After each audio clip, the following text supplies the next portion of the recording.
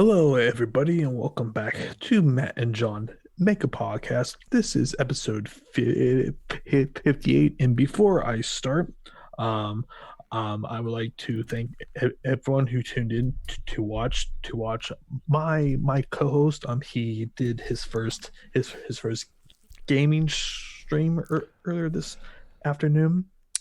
Expect those to be coming more. Um, Hopefully, well, yesterday technically, but but as we, well, or at the time that we're yeah, recording this. But yeah, stay tuned for that. We're going to try to add some different content yeah, onto the channel here. so So yeah, some kinks to work out. I don't know excuse me, some kinks to work out on that. There was at least I can hear audio cracking. I try to fix it. But I think it was solid for most of it. I don't know. You tuned in for a little bit, I think, because you. seemed fun. Yeah. Yeah. I How long did tuned you in tune in for?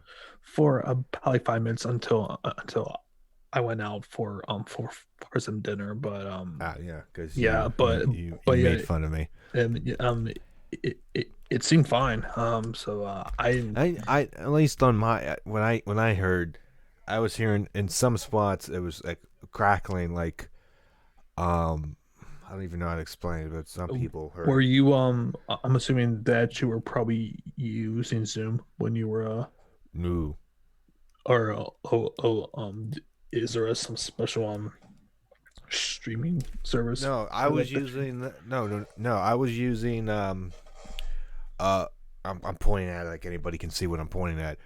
OBS what I use, hmm and then I just put my um camera because I could put a little window hmm of my webcam on the bottom corner. So like, so what we're using Zoom obviously, and that's just OBS is like taking is screen sharing just that.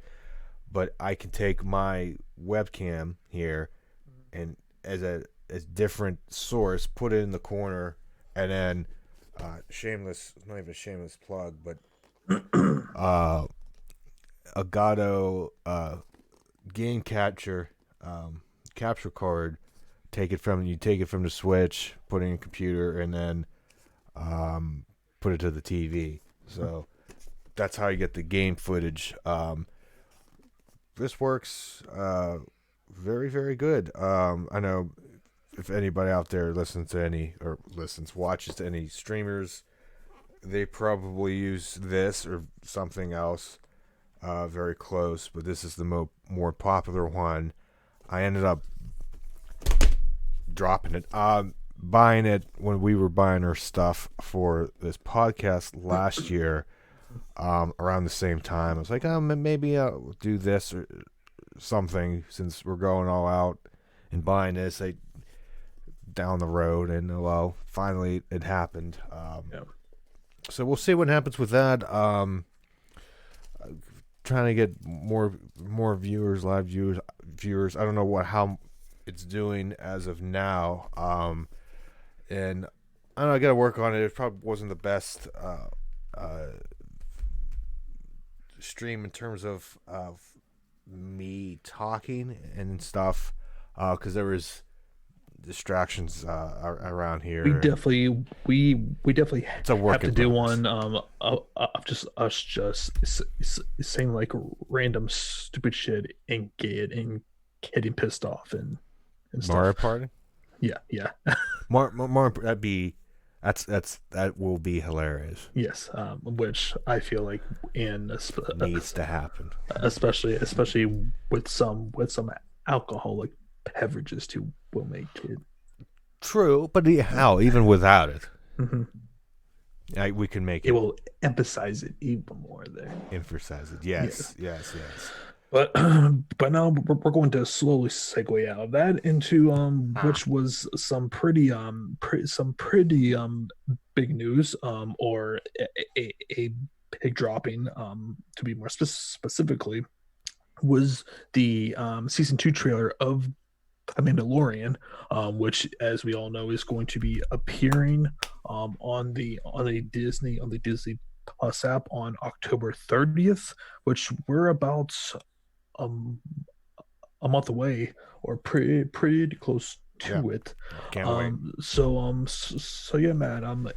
Initial thoughts on the Um, season 2 I got trailer, and oh, by the way, thoughts on seeing Sasha Banks, as when we know. when the first time I saw it, Mhm. I didn't. I thought it was because there was not rumors, but I think it's pretty uh confirmed. Yeah. Yeah, Well, that yeah, Asaka because Tano. No, well, Asaka Tano is supposed to be their first live action, excuse me, representation of her. So when well, I saw it, and to like I think like she was gone for a good like 6 or 7 months, where she was apparently filming for that. yeah, I Um I knew well I knew Sasha was going to be in there, but when I first saw it, I was seeing this I had at lunch and at work, right, right. at school. So I'm making my food and so I'm watching it on. So I'm watching on the phone, obviously, and like when I saw it, to me it looked like who's playing Sakatana? Rosario Dawson, I believe. She's Yeah. playing her. So like real quick when I saw it, it looked like her. I was like, and Sakatana has had that like hood up, I believe, like something similar Yeah. to that in some form of whatever show. Uh, and so I immediately went to that because uh, it was like a tease. But then when I look at it, um, obviously Tano has like big hair or whatever it is coming out, and obviously that hood was obviously close to the her head, so Mhm. it would. So I didn't even put two together, and you said that you see Sasha or something like that, and I'm Um like, wait, um and I had to go back and watch. I'm like, oh, Fightful son of. Fightful actually posted a like picture of that on their Twitter, and yeah, so that was cool. What do you think as far as her popularity is concerned? Once we actually see her on the episode, do you think it's going to skyrocket even more, or do you think it's going to be relatively the same? For Sasha. Yeah, for Um, Sasha. I I I think it will, if at the very least, a temporary bump, and Mhm. that's like on the low end of possibilities. I don't think she's got. Could it open up new horizons for her, like a I think Cena? You know how they it's a transition to foot. it. It's a foot in the door because, and I'm just going to research just how old that Sasha is She's, actually. I think, my age. I think she's 28, 29. Or Um, she's 28. Honestly, yeah, she's thought my she age. was. I thought that she was a lot older than that, especially too with No, like yeah, no. especially too since like Becky is like 33, which I was like, wow, she's already 33 already. So yeah, I mean, that's going to be interesting. I'm very interested to see how that's going to affect her. It could be, yeah, it could be a similar way with this just popped up with Edge, how when he was talking about stuff like, because wrestling's more, you're already acting per se in wrestling. You're being somebody, even if it's you turn up to 100, you're still, you're acting. You're being Yeah. faces or you're being a heel. Uh, so that helps, and that same thing happened with Edge. How whatever documentary uh, we were watching, maybe that 365 or whatever, how He was really quickly, good. Yeah. yeah, how quickly he because he was in Vikings, Hmm. I think on the History Which Channel. which like which like by the way is an amazing show. Never But got into it, and yeah, not at the detriment. I just never yeah, started watching. I I actually binged it sometime during this whole pandemic era. But yeah, like and like you could kind of tell even how the way he was building up his body. You're like, yeah, it's for the show, but you could also kind of tell he's probably getting back into Yeah, I wrestling too. what what uh what role? I forget what character she's playing. Sasha. Yeah, I'm not. I Okay. didn't really look into I that saw it on. and I saw the name and okay, wait a minute. And I remember that okay. Uh she is I don't know if it's a confirmed thing, but Sabine Wren, which um Who is that exactly? Just I believe she was Sabine was in. You had to watch. I remember Star Wars Rebel, that okay. animated series. Uh-huh. Um she I mean come I mean find try to find a good explanation of thing. So I don't know if it's confirmed. So I think this is speculation at this point. Um uh, uh because in Rebels, that's right.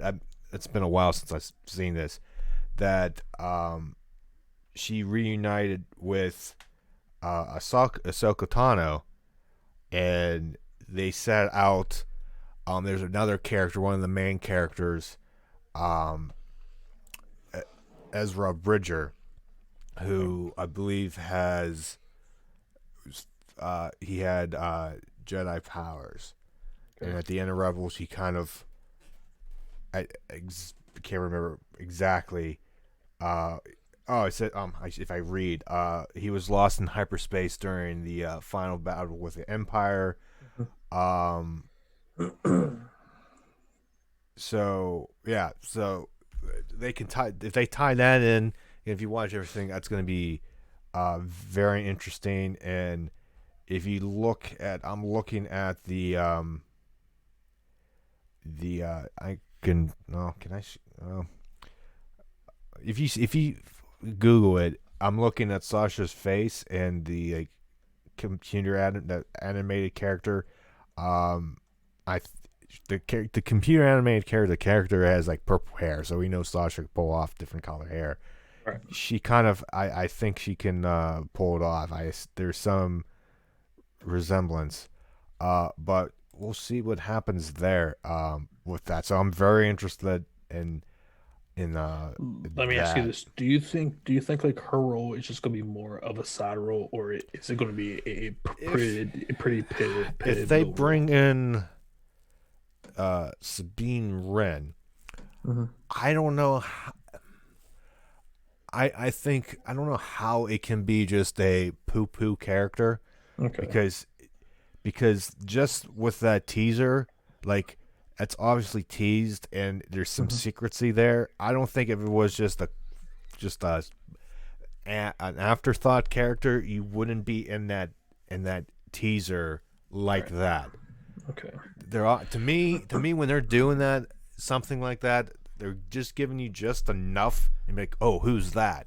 Mhm. Like they put her they put her there for a reason, and I think it could be a Not to mention good. too, she has a pretty big following as it is, so I don't think you're just gonna Yeah, give her a like 30-second thing like, oh hey, there's Sasha and Banks, yeah, and if it's nothing really big with the plot, and I mean she doesn't have to be. I'm not saying she has to be in every freaking episode, No. but like a significant player in the arc of this story, whatever is going through in season two.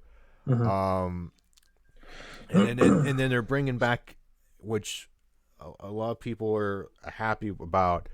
Um, it wasn't really they weren't really mentioned a lot, but the Jedi um seemed like a big focus in this trailer, because in season 1, like, it they weren't hardly mentioned, if at all, and it was more establishing the Mandalorian race, and just the Baby Yoda, and the immediate aftermath of the Empire, or shortly thereafter. Um, so bringing in the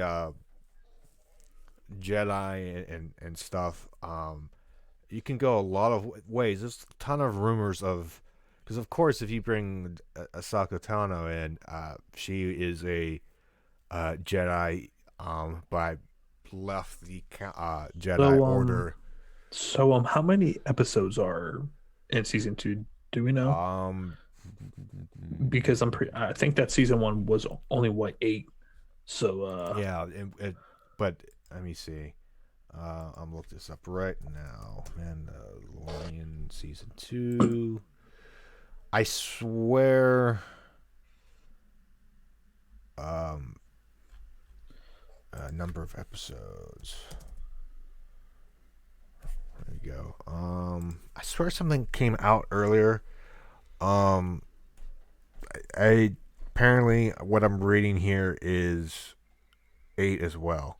okay, So I sounds about guess right. another. So I would assume that it's going to be similar to season 1, probably only about 30 minutes an episode. Ish. And some were like 40. Some were, Okay. yeah. I think it.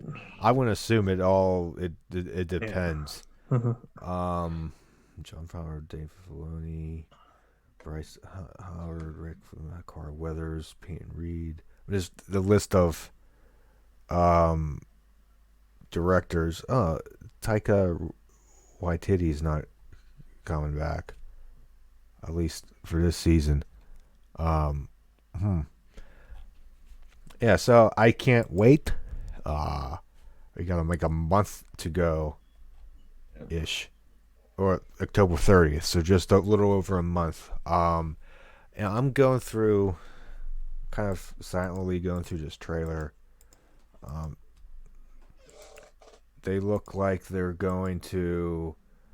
Oh my God, I can't remember the home planet, but going back to like the some of the origins of Star Wars.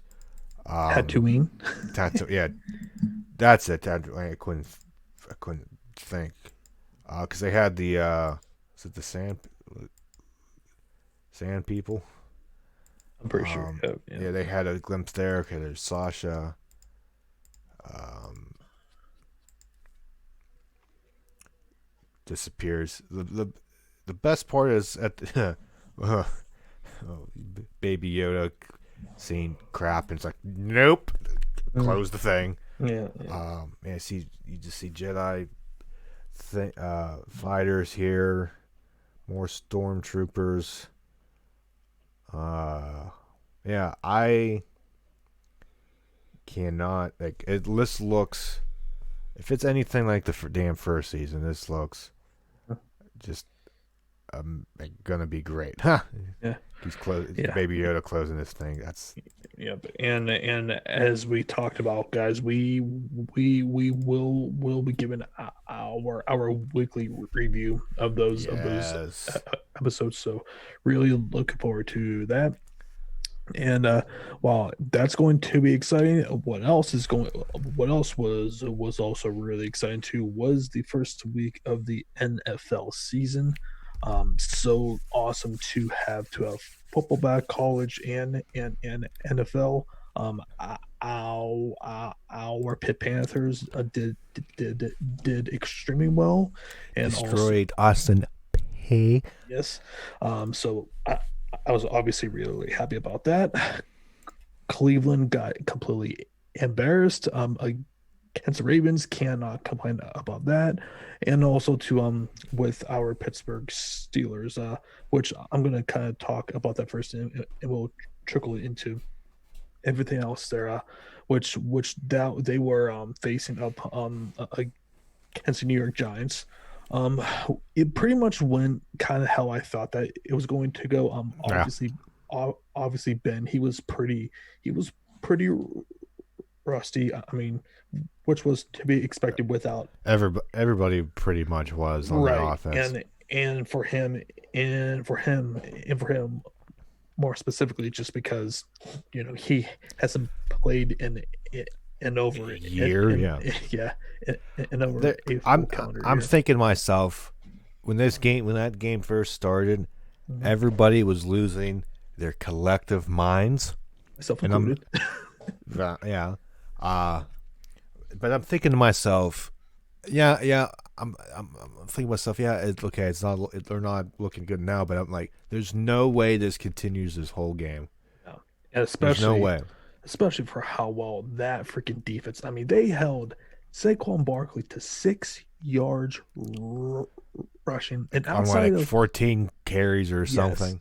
and outside of one extremely well designed, Yes, I'm like a screen pass. that no That was or it. or trick play or end Right. around or whatever the That hell was they it. did. That was it. Trick play. Like, That fooled me. That was pretty damn. I'm not gonna lie. That was a nice play. Next and execution. right, but the thing that was like making me laugh the whole entire night is why were the freaking Giants not blocking Bud Dupree on some of these freaking running plays? He would just come in completely untouched. I'm like, hey guys, you might want to put someone on him so that he's not just like running right down on line there. And Yeah. he was absolutely huge. And I tell you, like just from that 2 minute drill and in the second half, when Ben is fully acclimated, like Or was that you talking about the end of the first half? Yeah. yeah. I'm sorry, with the 2 minute drill Yeah. at the end of the first half, like there's a lot to be optimistic about because being like it's been so long that we've seen like just competent quarterback play because man, for that whole season in 2019, we were just struggling just to put together drives, and just seeing a quarterback who can like precisely put the ball where it's supposed to be for his guys, and uh and a guy who really struggled at the start of the game was definitely the the Ante Johnson, who had that horrific just Yeah. muff punt. But man, I, and like he another. dropped, yeah, Oh, go ahead. I'm sorry. and and he also dropped a few passes, but like Ben just kept it just kept on like going back to him, and like you can tell how much confidence and appreciation that like that Ben has for him. So Yeah. Another person who struggled before another injury was Connor. Seemed like he and couldn't. It was at the point probably when Ben was rusty too, but he in my didn't yeah didn't look good. in my opinion, Matt, to me, that is definitely Benny Snell's job now. Yes, I don't know because how you don't make him the main guy now. um Just I mean, yeah like into like with Connor, and it pains me to say this, but the man is made out of freaking glass. Like it just whether it's a shoulder and a like ankle, knee, yeah it's like always something with him, well man. yeah once he turned pro He's been hurt he's been hurt every year. every year because um if you remember from his rookie season, I think he got hurt like uh, like midway through. Second year he missed like 4 or 5 games, and then obviously on last season he missed around 4 or 5 games. So it's just like we're kind of at the point now where, and especially for how well that Benny Snell was just running outside of that horrendous fumble, which thank God for like for, Juju. for Juju there, who had a sensational game. By the way, if there's anyone who is the happiest man on the face of the earth that he has his franchise quarterback back, it's definitely him, because you saw just so often just how great that his chemistry is with Ben there. So I am. It was a it wasn't a perfect game by any means, but there was a lot of things to be optimistic about, to Yep. be excited about, and we'll see how they do in their home opener against the Denver Broncos. But some other things happening around the league. Obviously, Tom Brady suffered an 0-1 start against the Saints, which that game was probably a lot closer than it should have been. Just that offensive line was just really struggling all night, and Brady was getting hit a ton through some Yeah. really bad picks on Yeah. top of that. They looked good early, but Right. couldn't do a damn Yeah. thing since then. And the Saints Yeah. kind of just uh, walked away with that. Um, the if I remember, Arizona beating San Francisco, and San Francisco was kind of shocking. I mean, yeah, like, I knew with the Cardinals they were going to be possibly a pretty good team this year, but man, like, even they even they shocked me. Hopkins looked amazing, and begs the question again: what the hell was freaking Bill O'Brien doing? Just giving him away only to get a like fourth round pick, or second round pick in return, which is going to go yeah. down as one of the biggest heists in trade history right there. And the Washington no-name football team coming back to beat the Eagles. They beat the Eagles up badly up front. Like, I want to say that Carson Wentz, he got sacked at least five times in that game. And I Let mean, me like, see. and I knew with that without Washington defensive line was going to be a lot better. But man, they were just ferocious, and they made the correct plays. I'm starting to really question Carson Wentz. I get it was only week one, but man, it just seems like he's in this constant There was inconsistent state here, one, two, and three, it just four, doesn't seem five, like that six. he's getting any better. So I it really disappointed. counted 7 sacks. Oh, Jesus, 7 sacks. So Five. We got John Bostic with a sack. Jace Young, Matt Needus or whatever, a sack and a half each. Ryan Kerrigan, 2 sacks. Montez Sweat or Sweet, I don't know, one sack. I'm Sweet. sweat. Sweat? Yeah.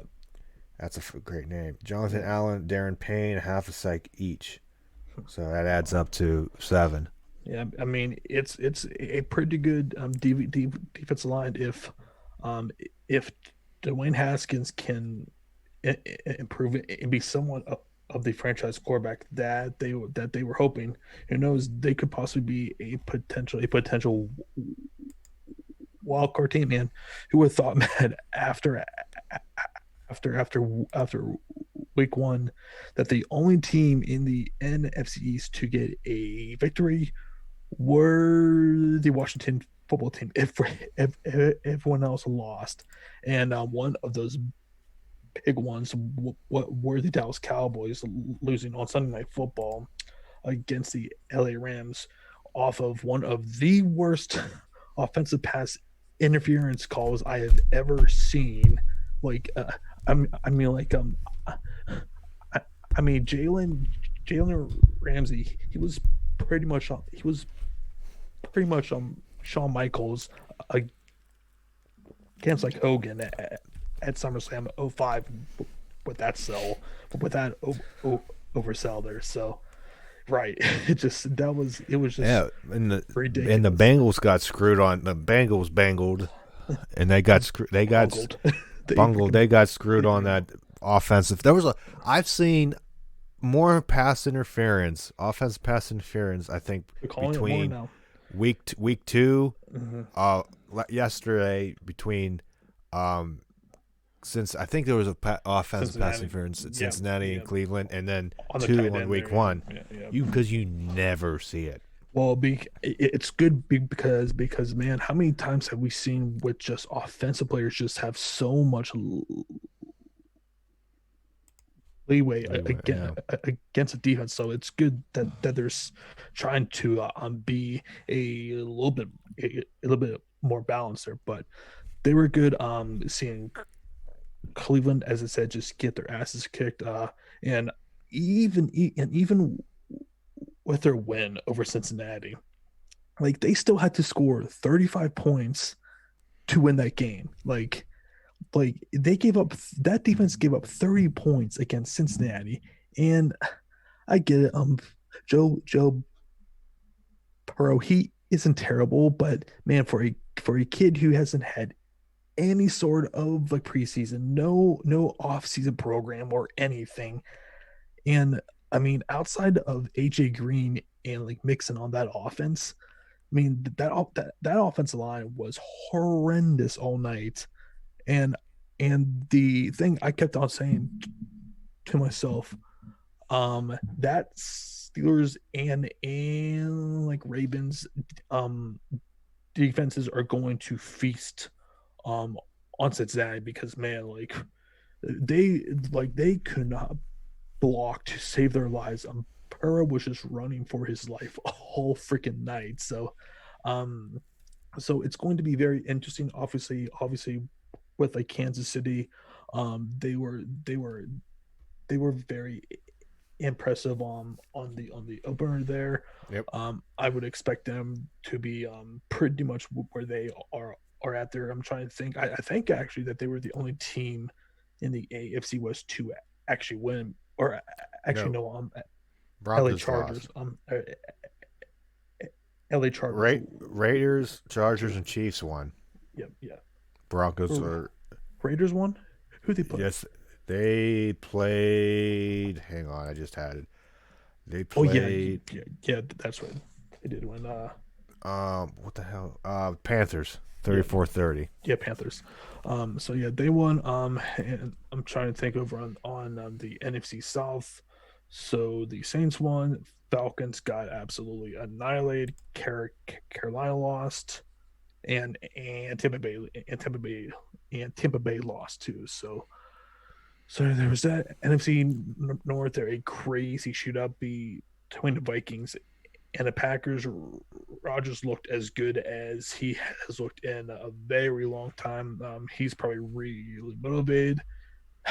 That freaking Chicago and the and the and the Lions game was one of the more ugly games I've ever seen. A very typical Detroit loss there, just up Oh yeah.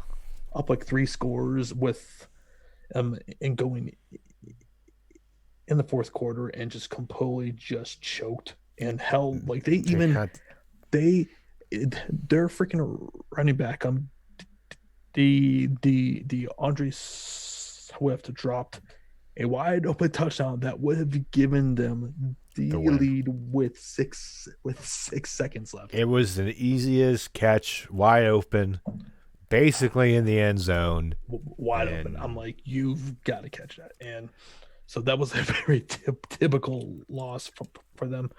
AFC East, we saw the like Buffalo Bills win pretty convincingly over the one of the worst football teams in a league in the in the Jets, where we also saw with like Bell is now out for a few weeks with a hamstring issue. And man, how are the Steelers looking right now by not re-signing him and him just really just screwed. This is when you have the meme of the Leonardo DiCaprio with the the Right. cocky like haha. Right. It's just like my God, like and to his contracts has to be one of the worst free agent contract signs ever. Like he has done nothing since he is signed over there. And Nope. oh, like good for him. He got his money, but man, his career ever since he has left from the Steelers has been nothing short of awful. Just a complete and utter train wreck. Um, and who did the, obviously we saw the Patriots defeated Miami Miami. So there was that. I think that was pretty much 21-11. oh AFC South. We saw the freaking Jacksonville Jaguars. Um, did they win the Jaguars? I'm pretty sure that Yes, 27-20 over Indianapolis. oh yeah, the Colts. Like how how how do the Jaguars, who completely essentially just traded away everyone on their roster, and yet beats an Indianapolis Colts team led by Phil Rivers and talent Here, everywhere. here you go. You had Philip Rivers. Here's I just big stat that came out. Philip Rivers, 36 for 46, 363 yards. That sounds not bad. One touchdown, two interceptions. Opposite of Gardner Minshew, 19 for 20, Wow, 173, three touchdowns. efficient. Efficient and like he only missed one pass, only threw 20 times, only threw 173 yards, three touchdowns. Where Rivers threw for 40 attempted 46 passes, threw for 363, one touchdown, two interceptions. That's My probably God, that's what killed him. that's insane. So yeah, a very fun week. I'm very excited. Obviously for week two. And we'll be covering this on the podcast every single week, just giving our thoughts on the NFL there. So I don't think there's anything else that I'm forgetting about. Yeah. So yeah, we'll be doing that. And now we're going to be moving on to our favorite topics, Matt, talking about NXT and AEW. Yes, with scheduling conflicts for Mm-hmm. me, we couldn't do it on this past Thursday as a live stream. So we decided to do it here, do it Mm-hmm. at the end of the show here. Um, So what should so we start with? What we'll, should we'll we start start? with we'll start with NXT. All right, okay. Um, yeah. So we open up with Io Shirai and Shotzi Blackheart.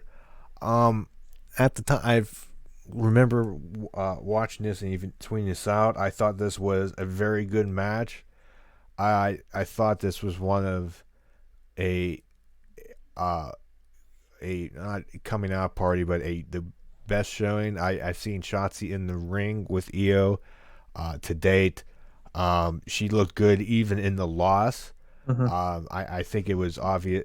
It's obvious Io was going to win. But Io And made Shotzi look good, and that's and best you can ask for. right, and Matt, that was definitely a common theme. From like both shows where like both teams who were in like matches or individuals who were in matches, even in like losses, they looked really good. So Mm-hmm. that was something really awesome to see. Definitely Shotzi's one of for best showings.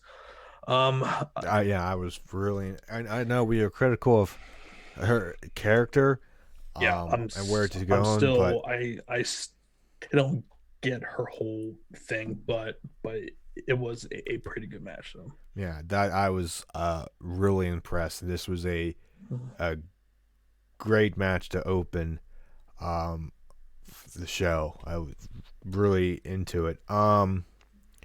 So we get there was announced a next week number one contenders battle royal for the NXT Women's Championship. The face Io, presumably at Takeover Yeah, in the yeah, coming that weeks. was actually, yeah. Which, by the way, I have a little bit of an issue with that. In my opinion, man, I think that is way too soon to be scheduling a takeover and like only giving yourself a, like 3 weeks worth of like actual build. I feel like that is just not enough time to actually build up um actual feuds for that show. Like it just really seems that like everything was just completely just thrown together at the very last second. When it comes to both like determining who's going to be facing Io and obviously who's going to be facing Finn for like his title. I just wish that they would have at least held this Wait off. until Survivor Series. Right. It just like this just feels Yeah, like it's very like I mean it's I very like main roster when was there? When was the last Takeover? Was like on 2-3 SummerSlam. weeks ago. Yeah, on Yeah. SummerSlam. You know what's Like, weird, and maybe because I am trained subconsciously not to expect the takeover that quick, but even though it is quick, right? To me, it doesn't feel quick, right? And it's probably how the shows are booked compared to right. the main roster. Hmm. Like you're saying that, and I understand, and I get it, and I agree. But at the same time, it doesn't feel like Yeah. it's that quick to me, Uh, and I don't know if that's what I'm used to, and it's probably it. It's probably perception yeah, rather it than it, it, it, it it just like and this has been my problem with NXT. It just doesn't seem like they actually have a plan for things, and we're just kind of are just booking week to like freaking week, which is something I think it's been kind of showing itself, um, like in some instances, but now like we're just throwing things to to together, such as like this.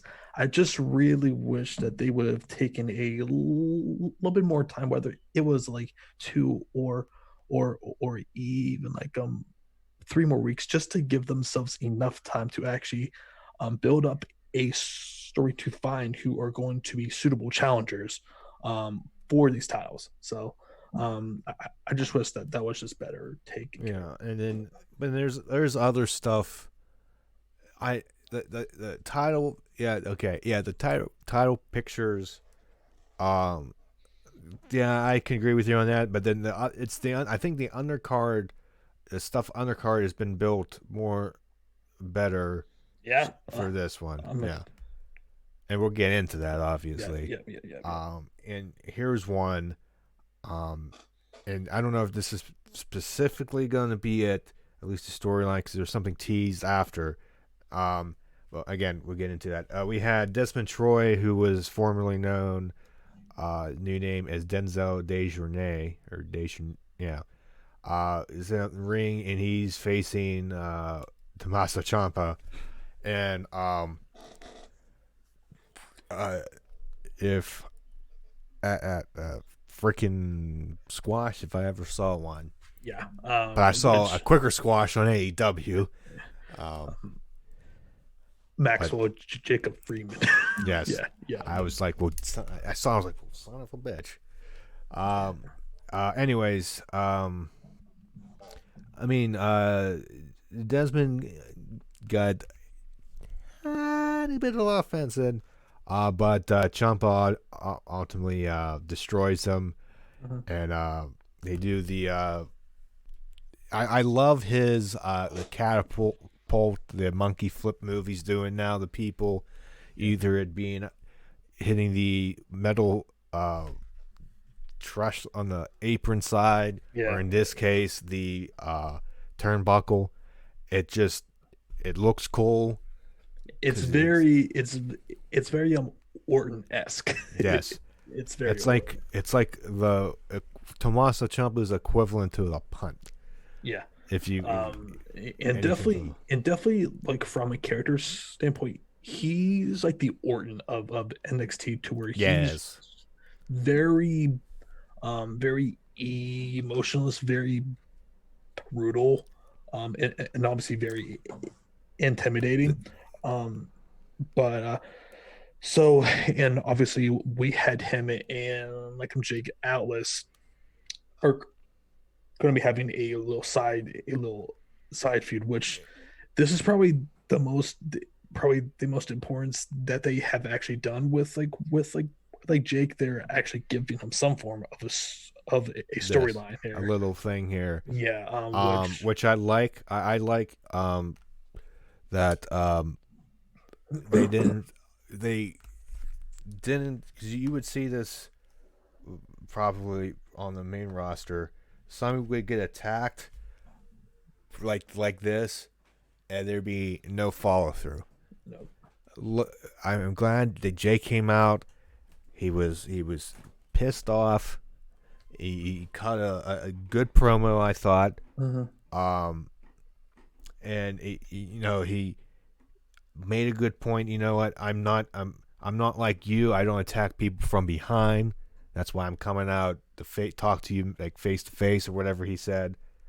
Um, I'd like that distinction between him, his character, how a good guy, and then Champa, who's just a sick, demented freak, right? To put that in things, and I like that. And so they're having a match next week, and then we're not done with these two yet. No, Um, I think I'll be shocked if we get a clean finish there. You got to think we're probably are getting this at Takeover, because it's not like it's like not like Ciampa is actually doing anything or has anything currently lined up but for Takeovers. they yeah, true. Mhm. Oh, but in the long term, in the future, they teased something. Right. And again, Yeah. we'll get to that. We have Drake Maverick arrive in the building. There's a fly on my screen. Get away. That's about teaming with Killian Dane. I Maverick just wants a damn friend. Damn it, he's in Is denial. is it bad that this is probably has it is the biggest story out of anything going on right now on the show? There is no other story outside of like Champa and Jake Atlas going on currently than freaking Drake and Killian Dan and him just wanting to like For have a now, friend. yes. You know? He just wants to turn Killian Dane from a dick to a good guy. Damn it. Which is pretty clear that's probably where they are going, because Yes, that's a because typical. by Yes. God, we need some freaking tag teams in NXT. I mean, I'm Yeah. definitely I'm. I am I. I'm all for giving Drake Maverick something and giving Killian Dane some sort of more both of personality them than. are in complete like no man's land. Like they have not done a single thing. See, I and mean, that's why I meant Drake had that feud with um uh uh Escobar. Escobar, and then they stopped it, and there's no like No, they're just like, oh, no no that follow. would have been there was no payoff for that. I would have upset because it was good. It was like one of the best It, things on the it show. made like zero sense too. It's like, okay, you have them win the title from him in a very screwy way, have him beat down Drake, and you don't follow up with that. That just And it because you had the story with the tournament and everything, and just right. there was I I was invested in it, and Escobar was great. Drake was doing great stuff, and imagine and see this is when a crowd would be good. Imagine somehow you build it to finally a takeover, something happens, and Drake, even if the other two men Uh-huh. somehow inadvertently cost him, or uh, Drake like stops them screwing him over in his tracks and gets a win. Like, there was a crowd there, they would lose their freaking. If they did that, obviously it wouldn't be any crowd now. They continued the story, but they would lose their.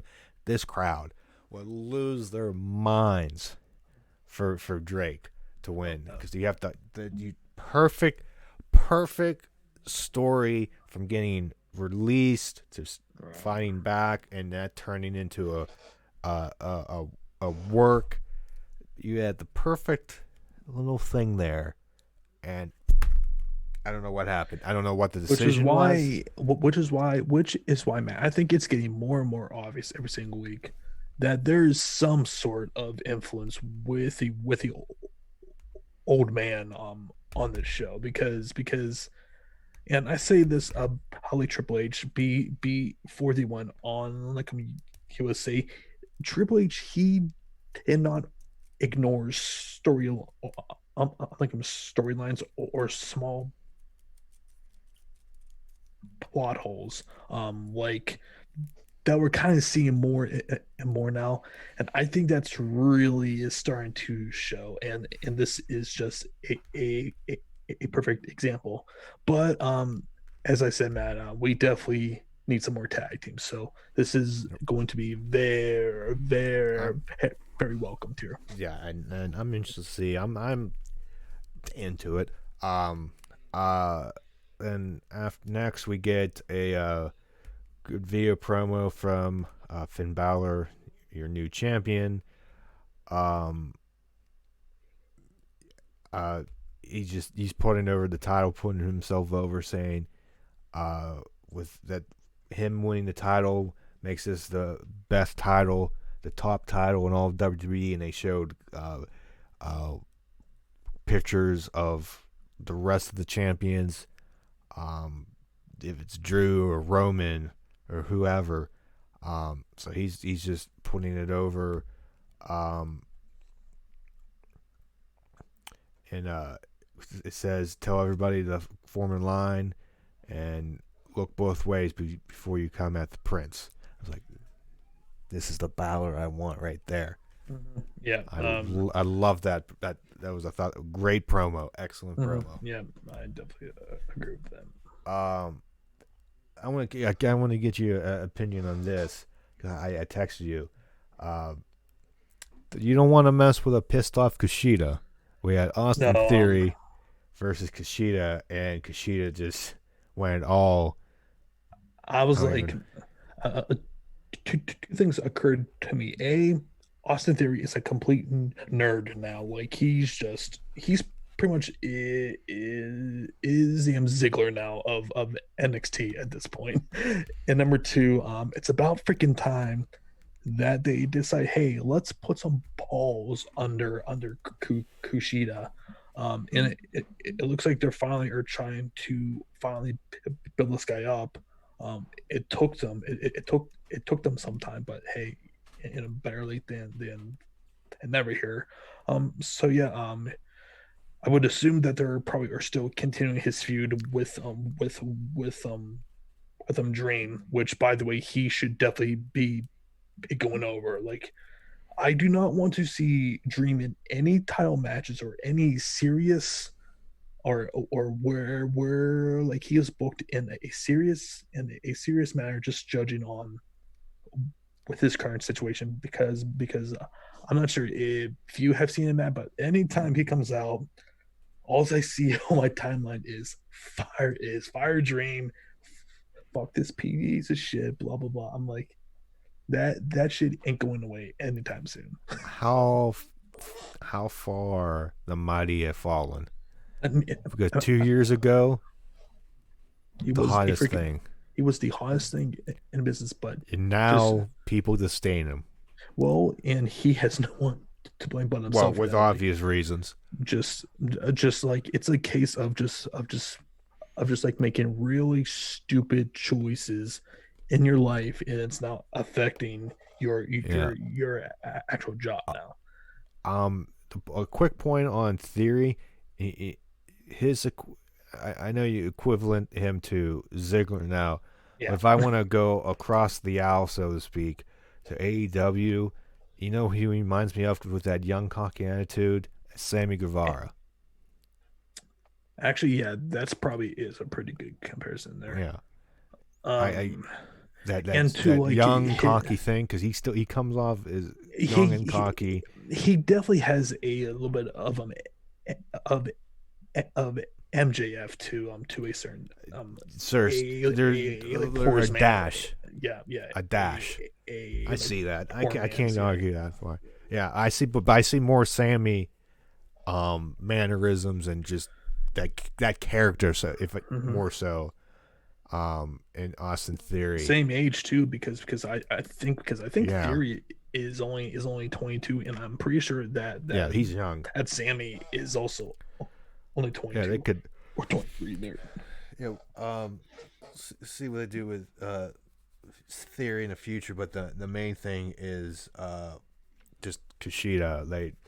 He dreams It's about damn time. pissed him off, and I was like, I like this Kushida.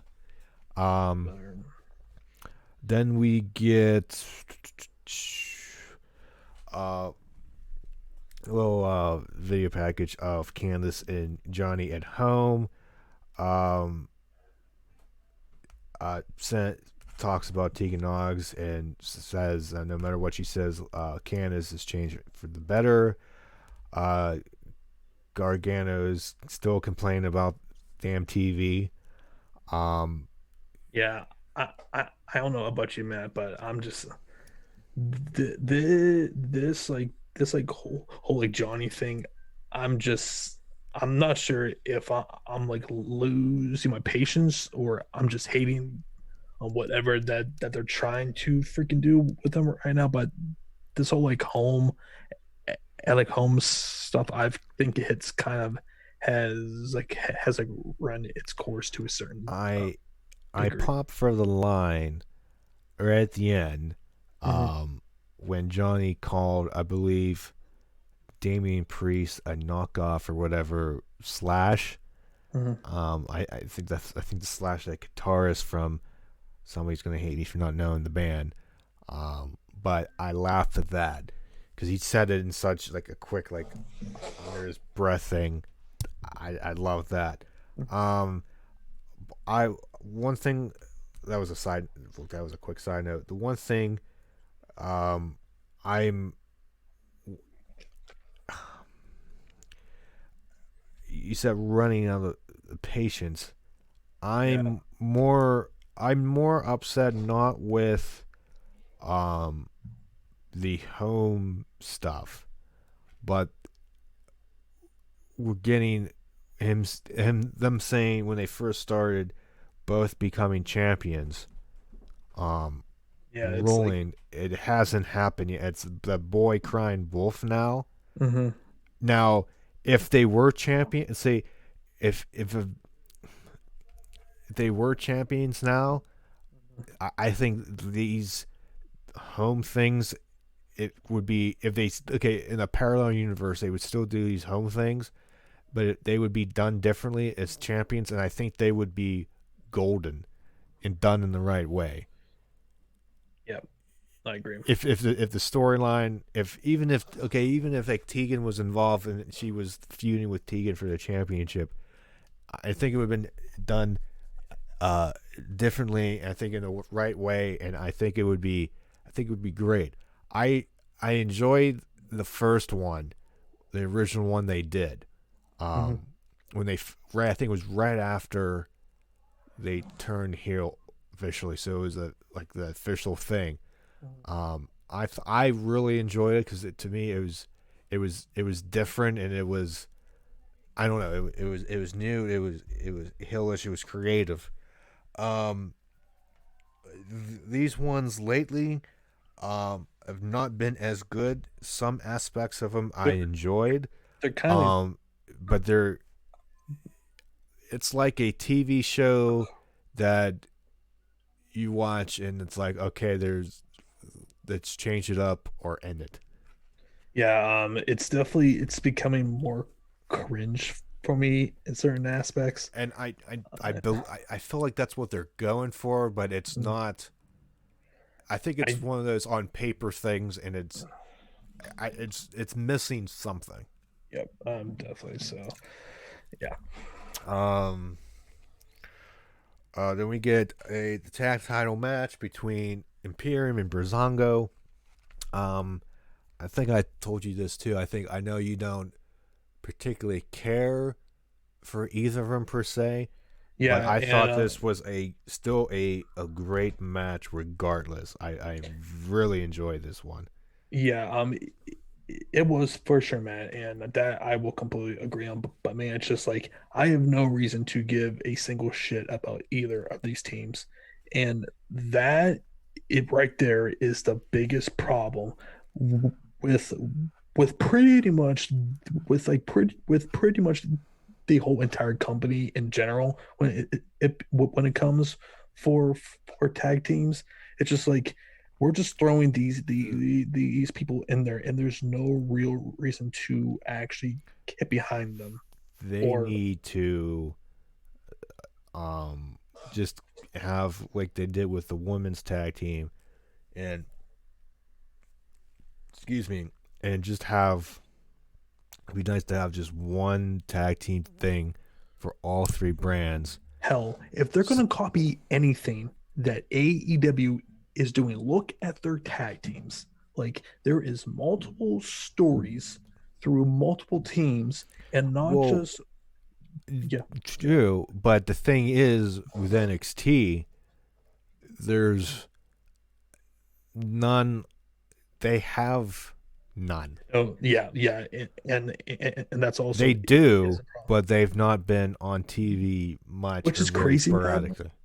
Which is crazy because man, they have so many people who are doing nothing. Like they're just in catering. I'm like, you have more than enough people to create some tag teams, to create some interest, to throw in some freaking angles that are going to get people interested, and just their flat out just refusal to build a freaking tag team. The vision here I is I just very I very frustrating. I don't know. I don't know if refusal is the right, I don't know what the right word is to describe it, but I don't know That's who kind of they like have. how, yeah, I that's kind of like how I would say it as just because they have so many people backstage um who are just are not just even strictly capable tag teams. or no oh, overall, like I mean, there's like so many guys who are currently in singles who aren't doing anything, who are just like backstage. I'm like, hey, let's put some of these guys together just to get them onto TV. Uh, A good yeah. example of that is like a Ricochet. Like we can't put him with someone in the tag team. No, we're just gonna keep him in freaking catering.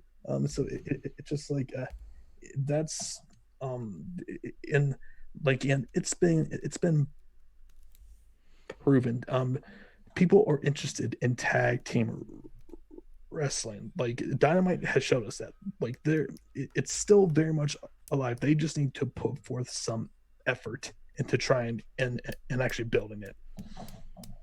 but but yeah, as like you said though, very good match. Right team, right team went Yeah. over. But we need to find some more teams because I don't know who else that you feud um um Breezango with. Like like I don't that's know. it. That's it, right? Unless that in the share team comes back. um Uh, I'll be happy if they don't. I'll just say that I'll be happy if they don't come back. they're uh, uh, they're bad. Uh, anyways, we have a women's tag team match between Zai Lee and Jessie Camilla versus Caden Carter and Casey Canzaro. And the one thing I note is, holy crap, Jessie Camilla is so much taller than everybody in this Yeah, match. Um, Um, yeah, I did not care about this whatsoever. I was like halfly paying attention, if I'm being perfectly honest. But I'm at least happy Xia Li is back on TV. They're doing something with her because she refused to uh, shake hands or whatever with Caden Carter and Casey who won. mhm. Um, uh, at least at least those two got to win. Because every time I see Caden Carter, I'm like, oh, here comes a loss. Um, Jesse Camilla, I enjoyed. I forget what match she was on several weeks ago. I don't know, but she was I at least like her. I don't know she's starting out, but again, I said here's more depth to the women's tag team. Here's four more people that you could It's do something. something with. They're building, and so I guess there's a few. Obviously, with Xia Li after uh, she rolls out, so maybe she's obviously probably turning heel. So And just another and and storyline there. and again, it begs the question: why those women's tag titles are not being um uh, on both NXT Raw and SmackDown, just because, They were there on NXT once, right? And and that was when like Sasha and Bailey were champions. So it's they just like, faced Tegan Knox and what is it, Shotzi? I'm pretty sure. no, I'm pretty sure that it was maybe it was yeah, I don't know. So good match for what it was. Here, Drake Maverick finds Killing Dane backstage ahead of their match. Dane asks for what, and Maverick has to remind them that they tagged together. Um, Dane reminds Drake that they're not partners or friends, and for Drake to deal with that match on his own. Uh, Drake says good and see him out there, and Drake is in denial. So they go to commercial, and before the match, we have a pre-recorded promo for Tegan Knox. Um,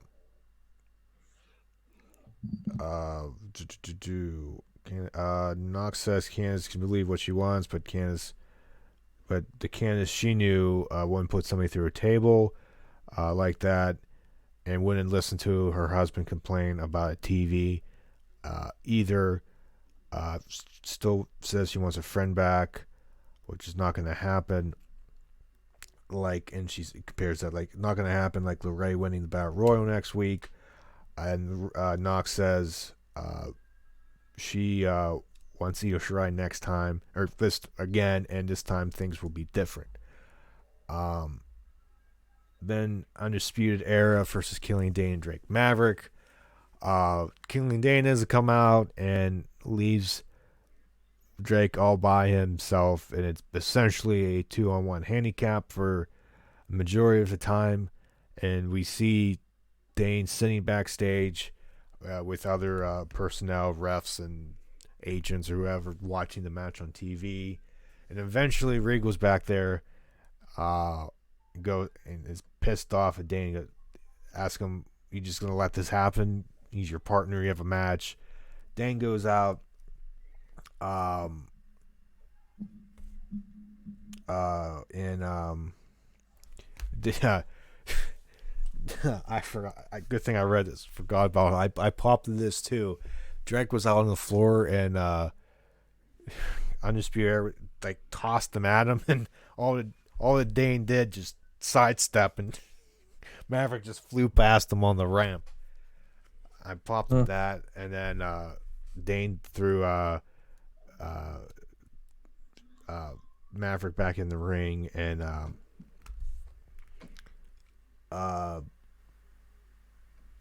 and then he starts walking away, and then as he walks away, Strong and Fish are mocking him and say some not too kind things that piss Dane off, and and uh and Fish hits eventually hits Fish hits Dane with a chair. The referee calls for disqualification, and Drake tries to get uh, a handshake or something from Dane, and again, Dane punches him square in the face.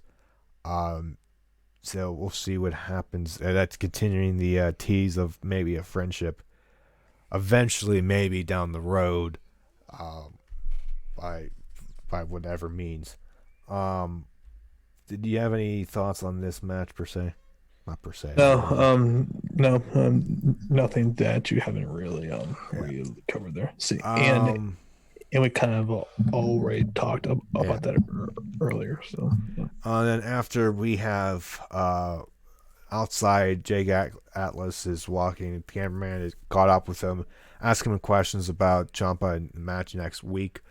Um, uh, and then Ciampa attacks him from behind, beating him up. I think tossed him into a truck or storage unit of some kind, and people come and break it up. And one of the people was Kyle O'Reilly, and he's yelling at Ciampa, telling him, "Save it for next week. What are you doing? This is a parking lot." Uh, and Ciampa slowly backs away, does the Ciampa wave, and yeah, so we're teasing little Ciampa Kyle O'Reilly feud here. Yeah, I mean they have been teasing O'Reilly turning face for a few weeks now, and I am all for a feud between him and Ciampa. Like those two Yep. will just beat the shit out of each other. I can't wait for Oh, that. yeah. I saw that. I was like, yeah, like a kid on Christmas. Yeah, because I don't even think those two, and that I can vaguely recall, even face each other when they were both in like a Ring of Honor together. So yeah, That that should could be be. good. Yeah, yeah. Yeah. We get an announcement from Regal, uh, a new type of match for next week to determine the number one contender for Finn Balor's championship, which will be defended on Takeover on the 4th. It's called the Gauntlet Eliminator, featuring the top five superstars in NXT. And they showed pictures. I don't know if it was only five, but officially, I don't think names have been announced. So, yeah, two superstars. They start the match, and every 4 minutes, somebody else comes in. The only way to be eliminated is by pinfall submission. So basically, no disqualification there. Uh, and then the last man standing is the new number one contender. Um, yeah. So, what did you think about this match being created? It's definitely different, but and I am intrigued, but at the same point, it kind of went into my rant. At the start of this, it's like I wish that that we had more direction on who Finn was going to face instead of just throwing a like show off of guys into a match and just determining it that way. But just strictly for the concept, it's definitely intriguing. It definitely opens up a lot more possibilities because you just don't know where they're going to exactly go here. Because I don't think that there's any real clear cut number one contender.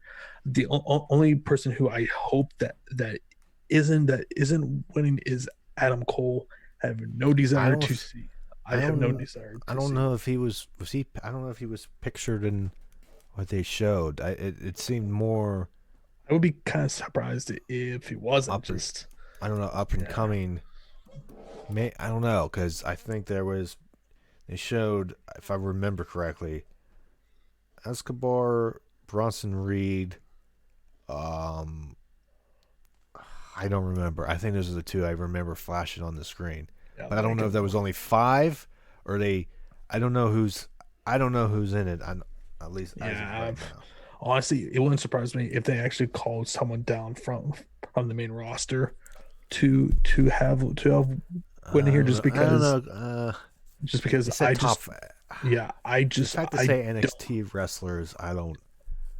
well, and I only say that just because I just don't know who you really choose at this point. So we'll see where that goes. I maybe if he's in it, maybe Gargano. Yeah, I'm not sure if that would make a lot of sense because he's coming off the loss and the fatal four way, but at But the same point, uh, but at the same point too, you're also doing this hit this gauntlet, so it's like, yeah, I know I can see who's I in it. I really don't I know. I really I don't have know where they're gonna go. yeah, I have zero clue where they go Unless this here. might be a gap filler until Survivor Series. Yeah, Um, possible.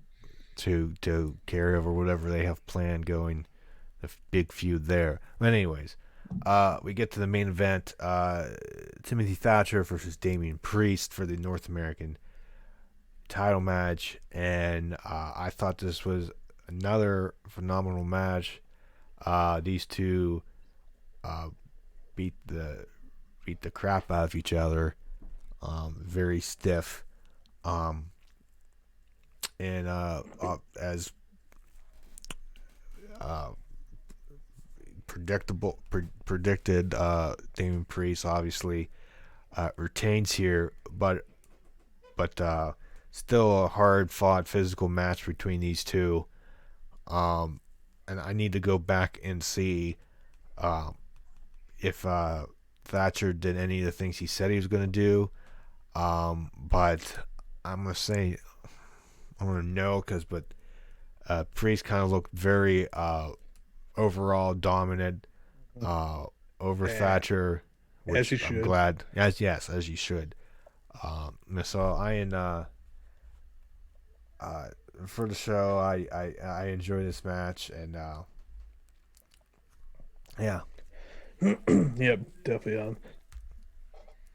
I mean, it was pretty predictable, but that wasn't a bad thing because obviously you aren't going to be putting over Thatcher in.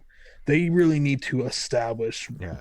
with their champions between EO, Damien, and Finn. Like And there's they've been, usually done that yeah, it's just like overall. it's been like the last 6 months has been way too much flipping flipping title changes. We need to start to What make these champions which one? more so when they were having Keith Lee and like Well, him winning to all of be that. fair, Gary and Cross getting hurt screwed everything up. Yeah, well, yeah, and that too. It just like between that and just like bad luck, they need to start to like reestablish I think these they're champions. doing it because he has been champion for a while. Uh, Damon Priest is to be determined, but they're booking him looking good, and I don't expect Balor to lose uh, I mean, like anytime soon. just basing it on the lay of the land, and supposedly Cross is out for at least 6 months. So it's like he's gonna be holding that title at least until WrestleMania weekend at the Yep. earliest here. So yeah, No, we'll see. which I don't hate. No, no. So that is this week's. This was this week's NXT. Um, and let's go into uh, Dynamite, um, which was to put it mildly, in my opinion, and I do agree with your sentiment for the majority. It was a very good show. Um, What did the this way, when our friend Eric is calling it one of Yes, the better dynamites of 2020, that I is when did. you I know did. I did think that same thought. that is when you know that the show really kicked ass. And outside of the stupid like Miro segment, which Yes, that was the only thing on the show that I just got annoyed by. But anything else, it like made sense. Less comedy, more like straightforward shit, more, I yeah. more. I got minor, minor complaints Yeah, as yeah, we do, yeah. I think, but there's As nothing do I I. sat there. Obviously, minus the Miro and the mirror segment, and I sat there and I was like, What the fuck? Like, is this the best that we can do with it's one just right now? like really, Right. really, Yeah. why are you doing this? Shake But SMH. but we shall get to that Yes, once we we get open there. up with FTR versus Jurassic Express. Um, so Luchasaurus and Jungle Boy. And This was awesome. okay, I I want to I had to figure out how I want to say this thought without using the wrong word. Um, FTR helped make Jurassic Express at least this match because this was I think this Jurassic Express best match in a at least short term in a recent memory. Um, Bucks match too. At like all out was pretty good there too. So yeah. yeah, but this one I think especially was better with FTR style. Right. Yeah. Yeah. But usually, sometimes again, not always, but with Jurassic Express, sometimes the word that popped in my head, it's the wrong word, but I don't know how else I want to describe it. And again, this is not what I mean. Sometimes could get Here, I can better describe it to you.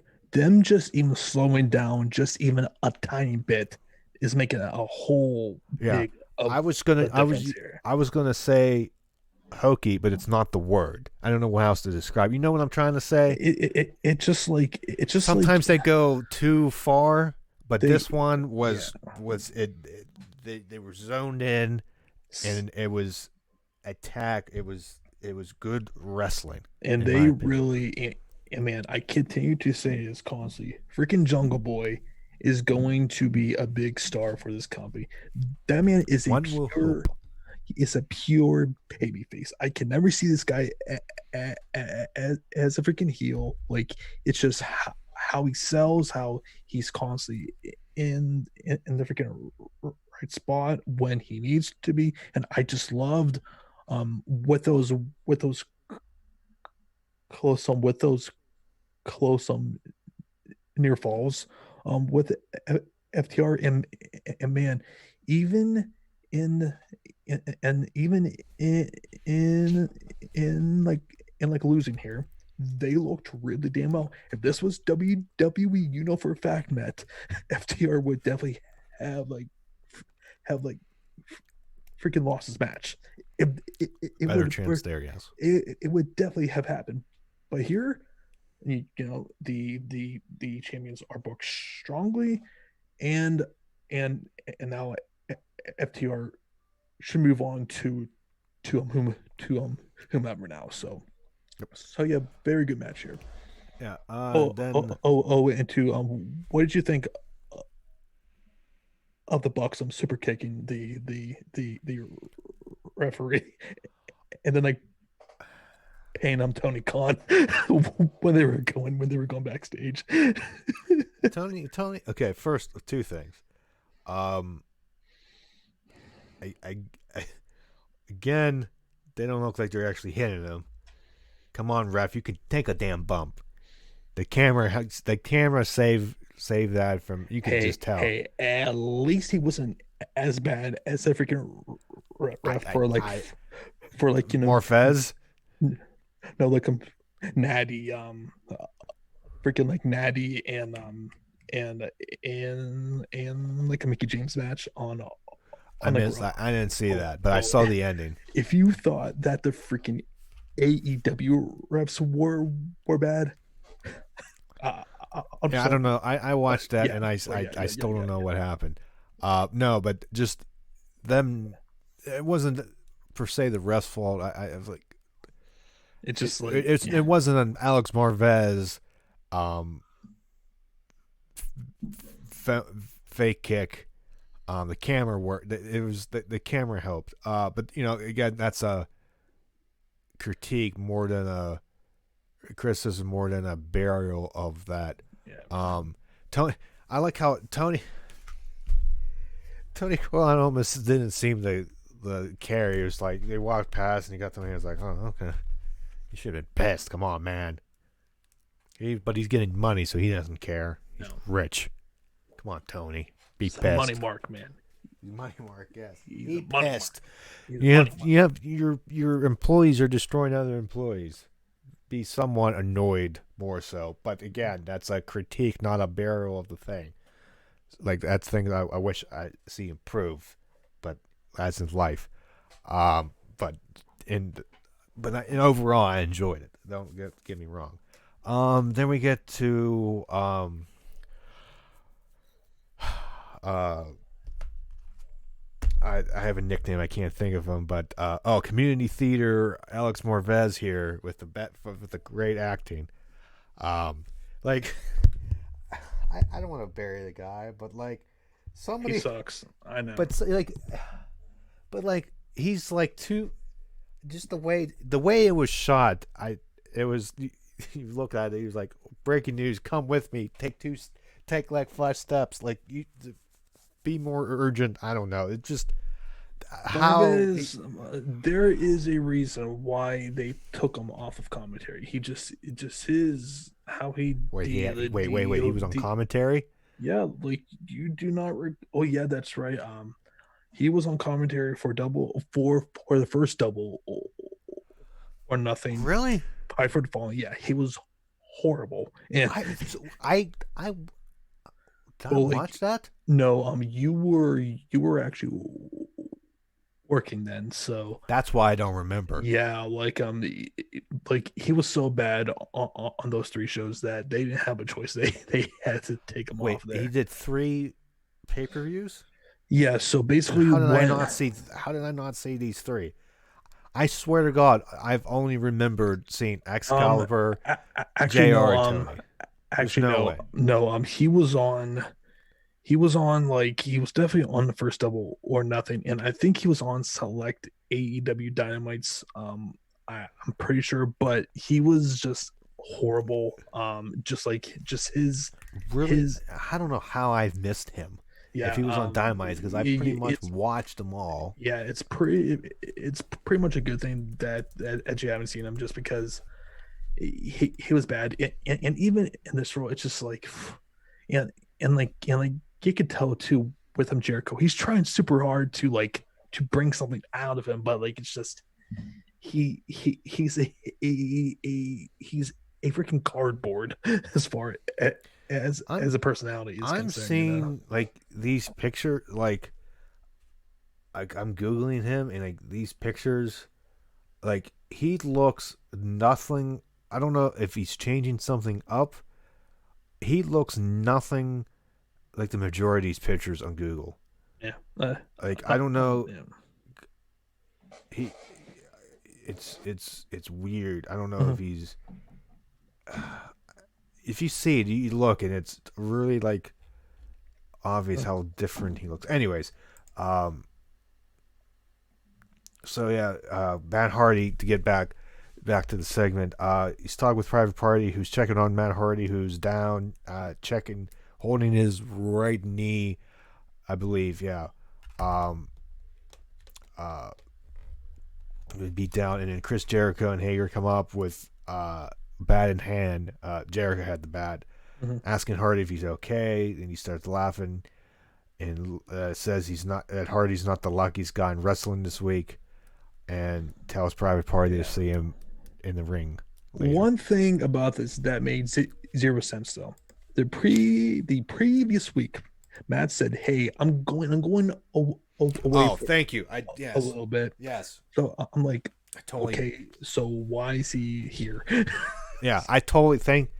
Um, I was just like, okay, that like we're just gonna completely ignore that. But ignore the fact that he was not medically cleared, yeah, so and I he's was just like yeah, when we are selling injuries so good in wrestling right now. We had we have we have that. Sasha, God damn it! I was going. I'm sitting there and like, this is what I'm I looking do Drew when people McIntyre too. Drew do. yeah, Um, jeez, Kushida is the best one so far. Kushida is the best one. and look him Cody for that matter. Uh, and of So, not selling or selling.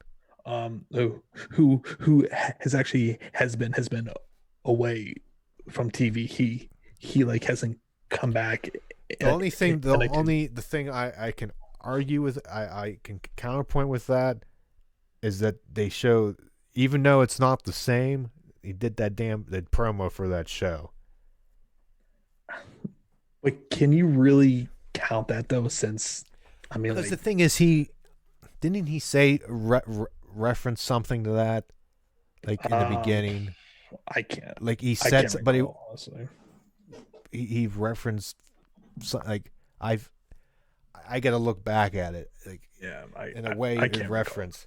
So if that's it. That's what it was like. Yeah. Well, okay, you just got hurt like a week or two before. Now we're No, doing the he show. no, he was actually gone for a good almost a full month at the very least.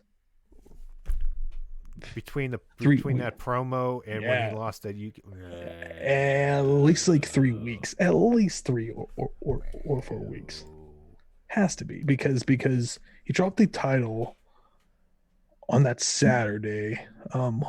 What was it? It was like at the very end of August. I want to say has to be. I gotta look it up. We'll be here all Yeah. day. It still seemed I don't know. Oh, anyways, then we get Hangman Page versus Frankie Kazarian. This was really good. Really enjoyed it. I Um, did think it probably went a tad too long. However, it was I still don't, yeah, it was I don't still remember. yeah, it was still a very good match. They were constantly selling with a story of Kenny questioning if Hangman if he can really really find his way in singles. So they're obviously are continuing with that storyline. And by the way, Matt, Kenny is horrible on commentary still. Like that hasn't Yep. changed. It's just oh god, was he I one awkward thing here? I don't know if annoyed was the thing, but they're they were saying I don't know if it's Kenny or the announcers as a whole too would say stuff like, "Well, at this point in the match, he would be able to attack somebody in," and I'm like, That was Kenny. That was "Yeah, Kenny. it's Kenny." I don't know, but I can't. I couldn't. I knew Kenny said something, but I don't know if No, somebody it else was said something it, too in no, addition to that. it was And I'm strictly like, Kenny. was it? Yeah, I think it was strictly Kenny. it was I'm strictly just Kenny. like, Which is why which is why I was saying Kenny is freaking like awful he on commentary. like he Like wasn't a okay. I can buy it. So, okay, if I can buy it if they told. And I was trying to justify in the head to make sense. I can justify it if somebody said, and I don't know if anybody said that, would say, you know what, that might be, that might be true. He was a single then, but he's been a tag team for over a I would year, also say too, he was and maybe he's not used to working a match by himself all the way through for 20 minutes. If they said that, it would make I wish I it would wish help. that's I wish that someone was said on commentary, hey, he was the first guy to challenge for the AEW I thought world they title. did somebody say that? I remember hearing that somewhere. I don't know if it was on Um, Twitter or was it on the show. I think they mentioned that he was. I'm pretty sure they mentioned he faced If he did, Jericho. if I don't he know if it did was Kenny, good, but it was somebody yeah, else. okay. If he did good, because if they would have just completely ignored that, I'd be like, I'm okay, I'm I'm that just like that there, does make sense I, on what Kenny is yeah. saying. It's like, like he at this point, like he I'm can't pretty damn sure it was alluded to. right. I It's think I don't know if it was. I don't know who. I want to say Shivani or whatever. But yeah, again, sounds it like could be him. wrong. Says But man, something like he was the first. He challenged Chris Jericho, the first challenger, something along the lines of that. but But if, yeah, I'm if, really yeah, go I'm ahead. really, I'm really excited for these two to finally be in singles there. The like this is going to really just deepen that freaking in the singles for this company, because now Kenny is going to be, the freaking top guy as he should be, and a K-Man. He's obviously is going to be a future champion. So I'm yeah, yeah. I am getting more and more of a fan of him. I want him to um be push him. I'm like I'm Hangman. Yeah, Hangman. Oh Yeah, yeah, yeah. I mean, like pretty much since the start of this year, I've been completely on Team Hangman. Like yeah. just him being a complete alcoholic, it's completely just got him super over. Yeah. So we get MGF with Wardlow versus Sean Dean, and Sean Dean, if there was a wrestling card, should lose his wrestling card because he tapped out. This match had to have gone 15 seconds. Yeah, Is that? if that. He tapped out way too quick. He immediately tapped out. I mean, this is you blinked, you missed this match. Yeah, Uh, I was like, damn, and then we get a glorious promo by MJF. yeah. Let's see some points here. Um, says if one thing that we can agree on that he's an honest man, unlike Dictator John, who cheated to win. He used um, his finisher to win. He says he should be undefeated and the current champion. He wants to be referred to as undefeated, undisputed, uncrowned world champion AFD AEW. He tells Justin Roberts to announce him. Roberts does it I was like getting like I was Shane McMahon. yeah, I was getting Shane Yep, McMahon. I thought exactly the same thing. I was like, oh no. But it was still, still, it was still fine. Yeah, yeah, yeah. Shane would always hold it so long. And it was I still got a kick out of it. Anyways, and then he had to do it. MJF told him to do it right, or Wardlow would come over. Then Roberts did it the old Justin Roberts way. Then he brings up the fact that AEW has every freaking so many stables, factions. Like fractions? Fractions 5/4. Let me tell you, we're proper fractions. Those are improper. I'm sorry. Anywho, I mean, get away from whatever the hell that was. MJF says he would have been a lone wolf, but maybe it's time to join a wolf pack. Whether he joins or not, he's still better than you, and you know it.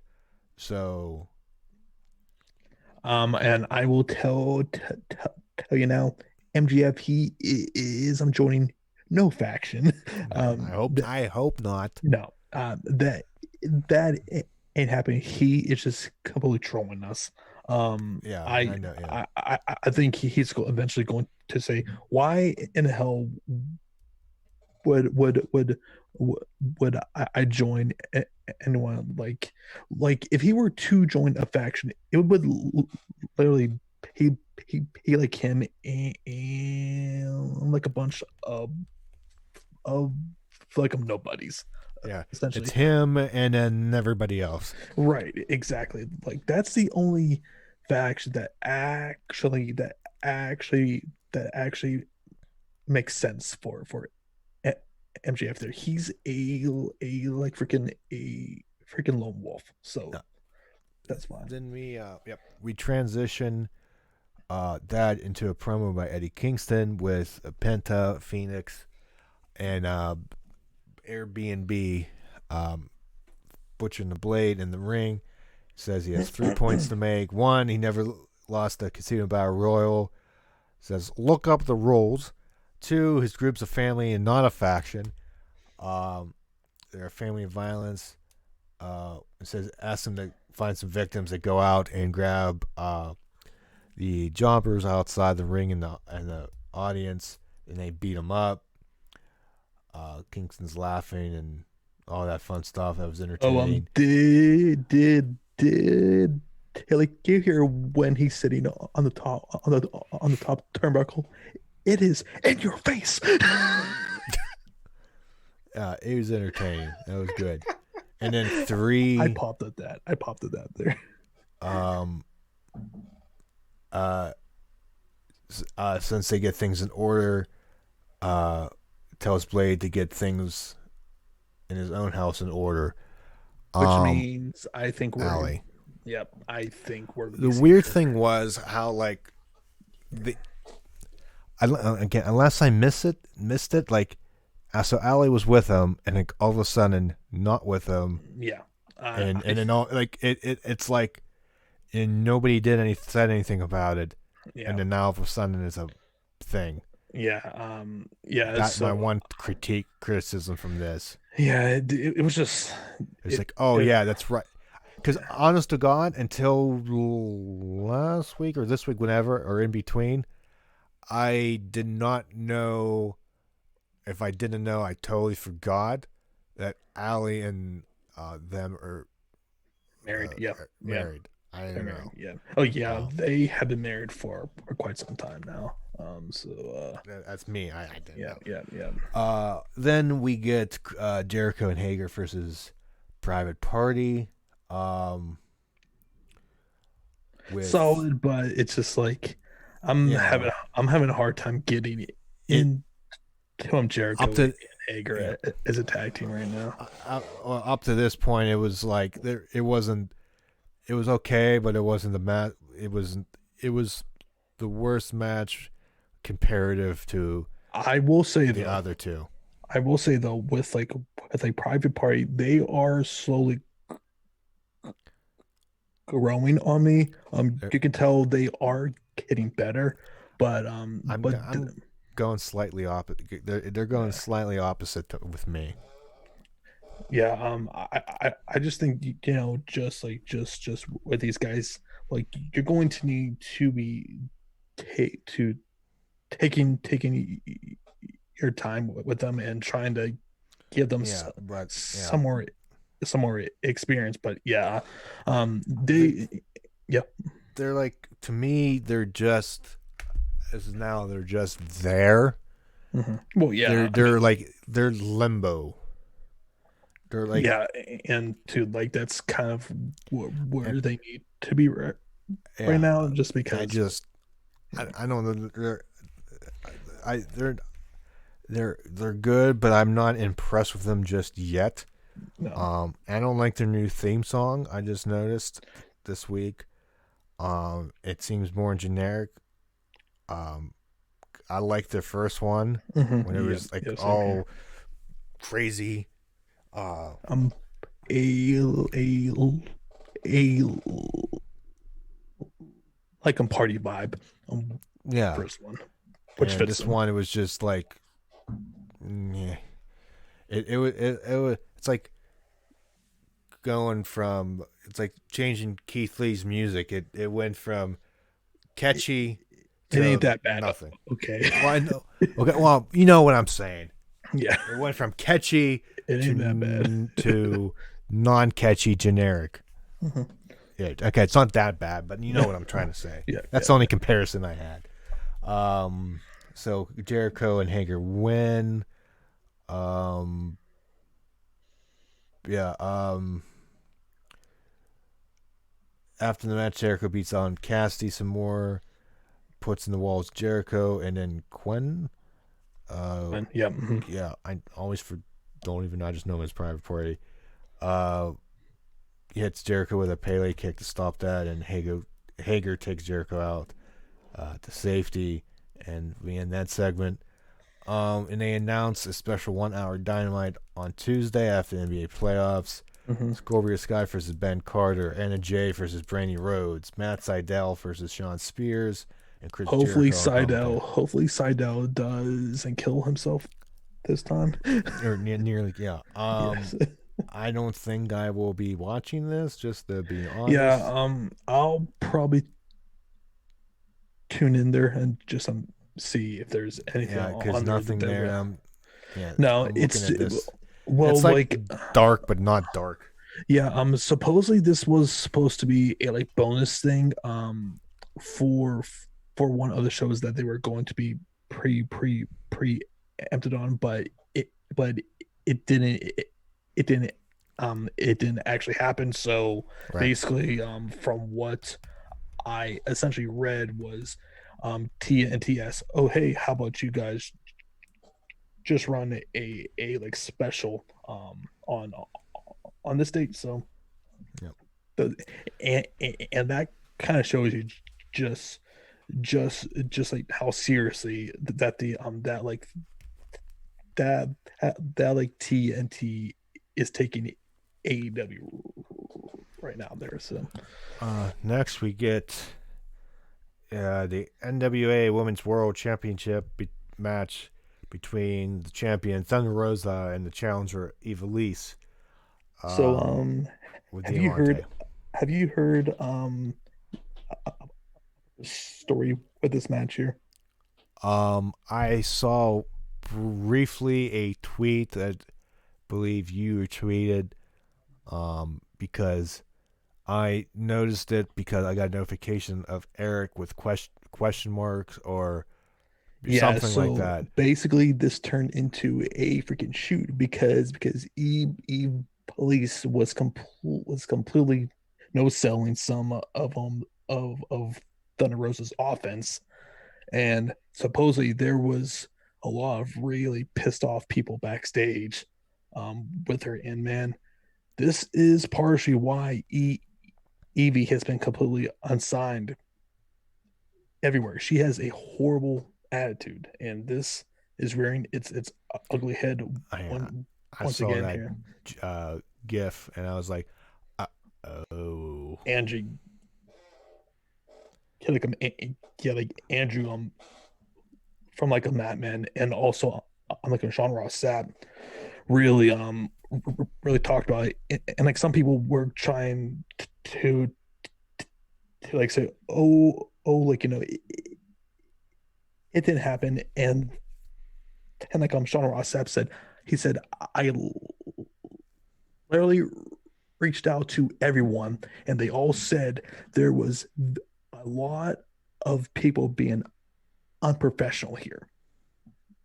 So it's like, okay, yeah, something happened there. yeah. So Well, before I knew that, I enjoyed the match.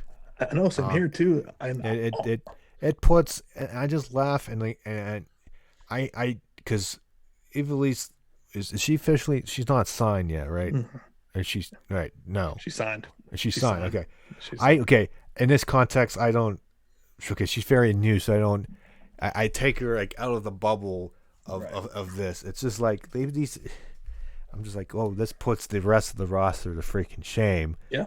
And then And it's completely deserted, if you ask me. and I then mean, they keep showing Sheeta, and then when like they keep showing her, and then like she gets in the ring after. I'm like, this is like if I went to the ring to confront Roman and Jey Uso. I feel like I have no right to be in the ring. Like it does like seeing that, and then like Sheeta, and I again nothing with again Sheeta, but it's like it was like a night and day difference. Even though they didn't do anything, it was like Oh, yeah, she is the champion. It's like I said, man. I've been saying every single week that we see Thunder Rosa. She's better than everyone else in the company, and Yep. to me, like Tony Khan and AEW need to do whatever they can to secure her as a talent because I honestly am not even sure with NWA how long they're going to even last as a company. So it's like they AEW really needs her because it's as I have said consistently, she is someone who you build an entire women's division around. And going back to her and Evie, supposedly with like those two have like had like heat for quite some time. So this really isn't what the first time that this has happened. And I'm very interested to see what like Tony Khan or whomever said to these two here, or probably like or probably more specifically to Evie because I think all of us can probably agree this was more so on her than on on, on Thunder Rosa here. So yeah. Yeah. Um. Then we get to the probably the down segment of the show. Miro is lifting Okay. weights with Penelope Ford spotting him, and Sabian's cutting a promo. Uh, he's saying since they get in when they get in the ring, they're gonna be unstoppable. I think he plugs his Twitch again.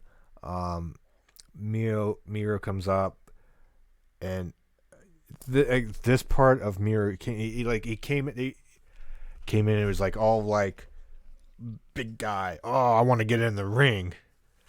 It Like was it so came. corny. It was so Yeah. corny and so cheesy, man. Like I'm just like, and I said this to myself, and I probably tweeted it too. It's like if at this when they have this stupid ass wedding here, if he does not beat the living shit out of Kip Sabian, then I want to ask, what the hell was the whole point of this whole thing? Like he was already in cringe ass weddings in WWE, and we're now bringing Yeah, him yeah, into yeah. His last thing was a wedding, and his first thing which in was AEW is a which was wedding. arguably one of the worst things I have ever seen on professional wrestling TV, by the way. And this is how we're bringing him in. Kill me. Um, the worst thing. No, no. There's worse. There's worse. It's not great, but it was worse. I'm sure. I'm sure, but But somehow I'm it got the most like YouTube views. So people are to train. blame. Hey, everyone wants to see how a like a train wreck ends. Okay. Like that. Um. Yeah. So Miro was saying he's gonna throw the best bachelor party. Yabba yabba yabba. Anyways, um, we have Lance Archer and Roberts coming out to the ring. As is Mo, Archer grabs somebody from ringside and just beats him up. Roberts gets on the mic and says, because it was announced there's a 6-man tag match between uh, Archer and uh, John Moxley, but at this point the partners are not known. I gotta find partners, and Until hmm? until until um, uh, Roberts calls out Taz. Uh, he had to lay with the devil, had to call out Taz. So, and it was announced that his partners, Archer's partners, will be Brian Cage and Ricky Starks. And then Moxley comes down, or oh is in the he crowd. he forgot to say what like Taz said why they are tagging Oh yes, together there. yeah. Yeah. Sorry, that they did this to make the deal if Taz agreed to team with Archer. That Brian Cage would get first shot once Lance Archer destroys John Moxley. Which I freaking love because it gives a like actual reason for these two to actually work together, Yeah. And not just throwing them together just because. I freaking love that there. So. Yeah. Yeah. I did like that. That was a good reasoning. You have to work together because there's a mutual benefit. The enemy of my of my enemy is my friend, as the old saying goes. Yes. So and then eventually Moxley comes down. He comes down to the crowd. Well, before they announce, after they obviously they announced it, but Moxley's in the crowd. But then a fan jumps Moxley from behind from the stands to play off what happened, I believe last week or whatever. But it was Ricky Starks, and then him and Cage try to beat up Moxley. They toss Starks and Cage. Somebody goes through a road case, which was the worst road cage or case that crew thing ever constructed. It was gimmicked. It wasn't even. It was the worst. Like, oh yeah, that wasn't even a thing. But again, Right. Small criticism and a large thing. I could have made that better. But anyways, but then Will Hobbs comes, and it was announced that he My man. officially signed. Now you're all over Will Hobbs here. Yep. And starts beating up Starks and Cage. Mm-hmm. Blah blah blah. And then it was announced. Moxley said he's gonna. This third person has been like a thorn in the side of Taz and them. Talks in the camera, and he chooses Darby Allin to get his ass to Jacksonville next week for the tag match. That's gonna be super exciting for next week. I can't. Let me just tell you, just by looks alone, like Will Hobbs looks like a fucking. no. Just overall team. Mm-hmm. If you put each side by side with, I'm looking at Archer and Cage just by themselves, and there's Ricky Starks. I'm like, holy shit, how does this team lose? Like just the mass of humanity between on that team compared to the other one. Mm-hmm. Well, yeah, it's night and day. I mean, well, yeah, I mean, Archer, he's like 6'6" or 6'7", and obviously Cage, even though he's only I think like 6 foot, but like he's at least doesn't look. He looks. No, he's wide. Yeah, he's built. He's a very thick man. Okay, Phil. Nobody knows what that reference is.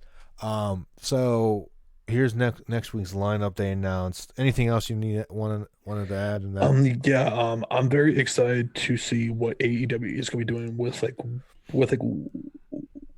Will Hobbs here, who by the way officially signed with AEW on Sunday, I think it was. He definitely has a pretty good look, and we shall see how he does in this spot here. He was pretty impressive in the all out battle royal there. So yeah, we shall see what he's got there. And so next week we have again that tag match we just talked about. Brody, how did I miss this? Brody Lee versus Orange Cassidy for the TNT Championship. Brody is going to freaking massacre him. Like I don't know how he doesn't just destroy him.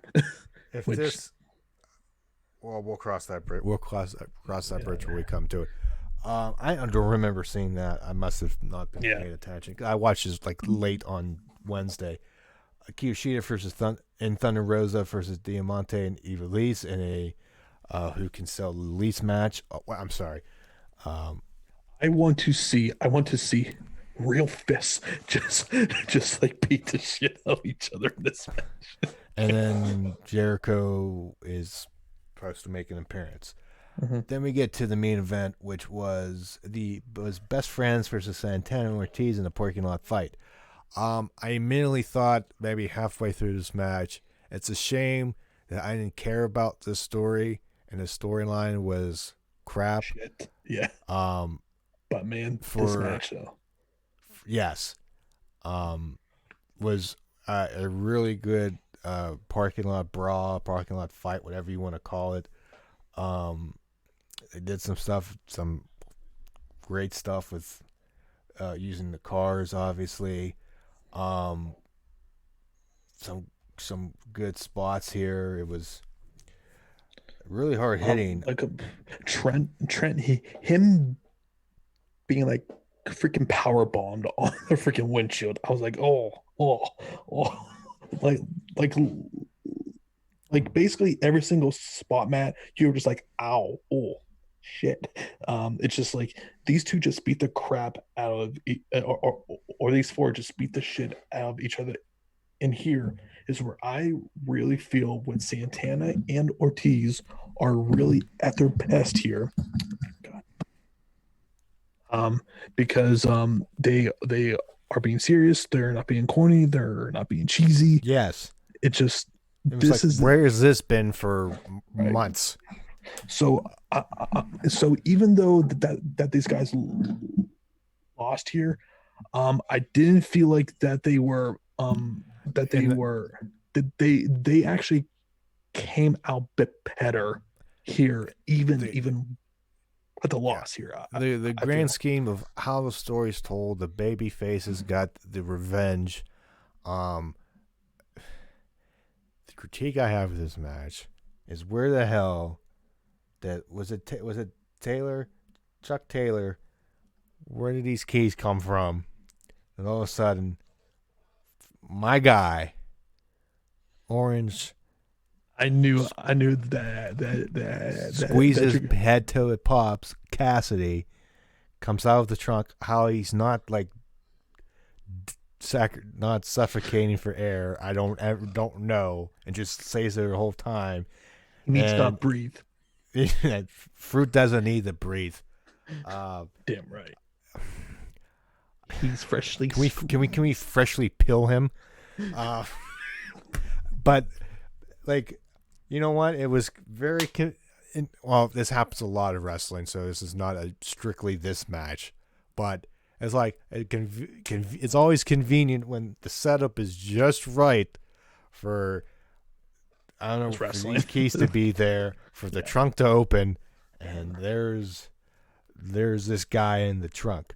And then after everything is over, man, and obviously best friends win. The best thing about this show is when they get in the freaking van and Trent's mom is about to drive off, she flips off Santana and Ortiz, and I freaking popped. That was great comedy. I don't think I looked, but I must have missed it. It was amazing. Like she just did it so casually too. I'm like, oh, that was fucking cool. You know what? I'm trying to think another way to incorporate Orange Cassidy. I almost wish he wasn't there. Yeah, but I'm glad they didn't go. They could have freaking went corny as all hell with. I imagine scenarios in my head that somehow this was a straight up fight, man. Like, yeah, I mean, corny with just Orange Cassidy aspect at the end, pushing in an orange cart or something. Yeah. I'll make myself laugh at the corny. Yeah. But besides that, I saw that. I was like, besides that, like 30 seconds of Orange Cassidy right at the that gap. But then I liked the ending, and then obviously the whole thing, beginning up to that point, I really enjoyed going into it, I'm thinking, okay, please be good. Don't be It was more garbage. than good, but I really enjoyed it. I did too. I But according to some people, this was a freaking 5-star match. oh Meltzer. So you mean to tell me that this match is better than Hogan versus Rock, HBK versus Undertaker, um, Flair versus HBK, and the list goes on and on and on and on. This was a very good hell. It was a great match. But anyone who's saying that this was a 5-star classic, I'm sorry, you people are on some freaking drugs. Like, it's just like shit like this is why people assume that this man is on the AEW payroll for dumb, stupid, like, mark shit like this. Now, unlike Foley, who actually put all four of these guys over, he tweeted out a 2-minute video and everything. He put them over, but he wasn't kissing their ass, and it just, my yeah. God, like, and too bad this just happens way too damn often, where Dave just acts like that the AEW can't do anything wrong at all, and it's getting really damn annoying. It's something every single day, and shit like this only emphasizes it. I can only imagine if this was at the Tokyo Dome here. I gotta hear that. There's a video from Wrestling Inc. of Meltzer discusses possibility of WWE AEW Friday Night War, and I gotta hear that. I that's probably has to do with AEW's second show, I would imagine. I go. Yeah. Honestly, I can't. I'm not listening to it now because we're talking. But yeah, that's true. I didn't think I totally forgot about that. I was gonna say you're not moving from Wednesday to Friday. Hell no. They have no reason. If you're TNT, why in hell would you even consider that? Oh yeah, that's suicide almost. Yeah. Did you see what Jericho said about NXT moving, possibility of them moving? Yeah, which is basically what, like, Eric and I were basically talking about. It's like they don't want to move because it would be an admission that they were beaten. That's Vince. That'd be Vince saying. Vince would probably ultimately make that call. Vince is not going to admit defeat. No. And to me, like, and this is something I really disagreed on a few weeks ago, but now, especially when these things came out with the actual viewership, because I think AEW did 886,000 to NXT 689,000 or something. NXT is just on Wednesday just to put a dent into AEW, like, and they don't care what happens to NXT, and that's unfortunate to think about. But I don't know how you can't think that, especially when they are on a completely different night from AEW. They average at least 800,000 viewers. Like, because there is no doubt in my mind, Matt, if they were not opposing NXT or Dynamite, they easily do over a like 1 million viewers here. Who's this there? Say what, man? Who would easily do 1 million? AEW. Oh. Well, yeah. Wait, they did last week. For this week. This week. Yeah. I'm more surprised that this week compared to, if I remember, this week didn't do it compared to last week. Well, Is that's it? just because. Well, that's just because they were unopposed Right. last Like week. it, But yeah, but still, just get the even sometimes they're not unopposed. They were yeah. then I don't say not sniff, but didn't get a million. Hmm. I don't know, but yeah, I don't know, but yeah, but I me personally like the separate nights because it's easier to watch. Yeah, exactly. Um, but even And two, it's better for both shows and for the health of both shows. but I watch both on separate nights anyways, mostly anyways. If I'm Yeah. not busy and I have free time, Hmm. I watch NXT on Wednesday and then uh, usually NXT after AEW after work on a Thursday, um, in to catch up on that. So I don't have to, because watching both at the same time, It's impossible. It's impossible. I can do, but then you're missing stuff and others. You mentioned stuff, and Right. they're like, "Oh, I missed that," and Yeah, which is why it was a good idea for us to like scrap that whole thing yeah, because there was just too many things on both shows that the both of us were either like not seeing or whatever. So yeah, but yeah. but yeah, guys, that will pretty much do it for this very long podcast. I'm pretty sure this probably went over two hours here, Matt. We're at 2:11. Yeah, this is definitely one of our longer ones here. Honestly, it might be And I have to our look. longest one. I Yeah, this is running slow, but yeah, I it's up there. If not, it's Yeah, could be the top one. pretty damn close. But yeah, guys, we are. I'm not sure if we're going to be doing a live stream for either Dynamite or NXT for the following week. So just stay tuned on our social media for that, and we will update you, and also too with like Matt if he is going to be doing a Yeah, no, my another gaming. schedule. Yeah, I probably might do something. I don't know yet. Definitely not tomorrow. Yeah, Not Sunday, because